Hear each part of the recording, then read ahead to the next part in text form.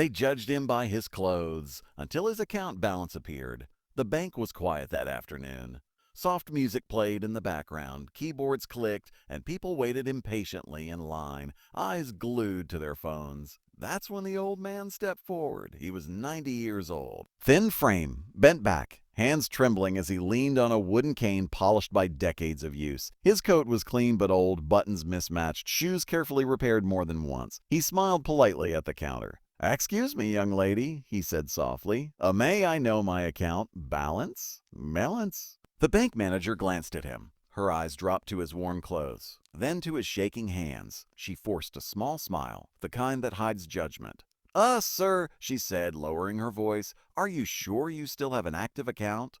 A few people nearby looked up. The old man nodded.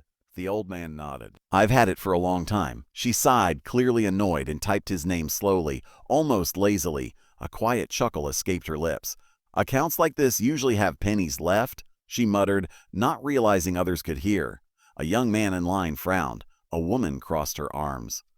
The old man heard it too, but he didn't react. He simply waited. Then the screen loaded. Manager's smile vanished. Her eyes widened. She leaned closer to the monitor, refreshing the page again. Her fingers froze above the keyboard. The balance wasn't small. It wasn't average. It was massive. Savings, fixed deposits, long-term investments, interest accumulated over decades. The number had more zeros than she'd ever seen on a personal account. Her face went pale.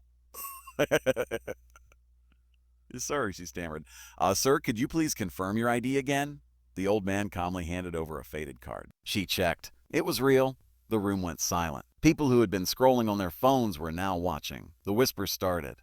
"That can't be right." "Is that his? Did you see that number?" The manager stood up from her chair. "I apologize for my behavior," she said, voice suddenly respectful.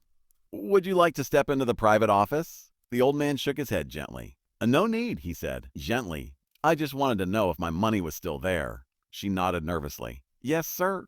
"Very much so. Very much so." He smiled, not proudly, not arrogantly, but peacefully. "You see," he said, turning slightly so others could hear, "I worked for 45 years. I saved quietly. I never showed off. I lived simply." He paused.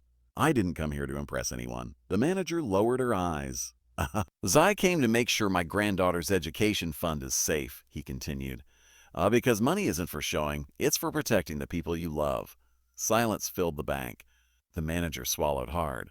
"Sir, thank you for teaching me something today." The old man nodded kindly. As he turned to leave, a young man in line stepped aside and opened the door for him. "Respect," he said softly. The old man smiled back, and as he walked out, everyone realized something they'd forgotten. Wealth doesn't always wear expensive clothes. And wisdom doesn't need to speak loudly to be heard.